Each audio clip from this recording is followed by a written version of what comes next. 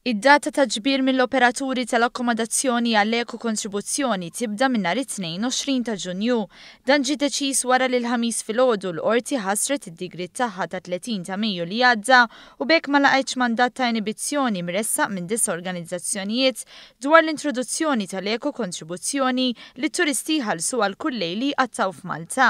Rajna dak li ġara illum filgħodu għaliex aħna bdejna l-ordni tal-qorti, morna għand l-MHRA u għadna l-iktar data li tagħti ċertezza u l-inqas ibagħti l-operatur turistiku li jrid jiġbor mit-turisti.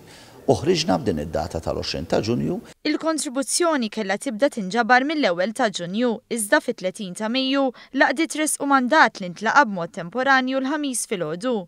F'konferenza tal-aħbarijiet il-Ministru għat-Turiżmu Edward Zamit Lewis fisser kif ġimgħa waħda biss intilfu 140,000 euro li kienu se jmorru f'fond sabiex jintużaw għal proġetti varji biex jitranġaw postijiet turistiċi. U għatenna li l-atturi tal-mandat ta' inibizzjoni huma responsabbli għal din il-konfużjoni li nħolqot fl-industrija. Dwar dawn il-flus mitlufa l-Ministru ma jeskludix lanqas li l-Gvern jibda proċeduri biex ifittex għad-danni.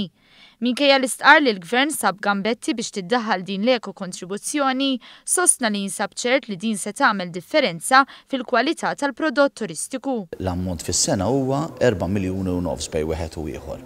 Nistennew forsi iktar bl-andament turistiku daqshekk sejjer tajjeb. Dawn huma fondi li mhux se jmorru f'taxxi tal-Gvern huma ring-fenced jitmexxew minn bord fejn rappreżentanza tal-Gvern u tal-privat biex imorru għal proġetti partikolari.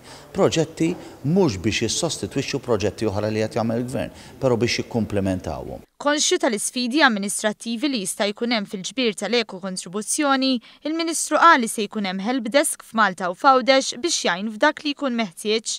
Min-naħa tiegħu Tony Zara, l-President tal-MHRA, sostna li l-massimu ta' 5 euro li kull turist jista' jħallas hija insinifikanti u mhux se taffettwa l-influss tat-turisti f'pajjiżna.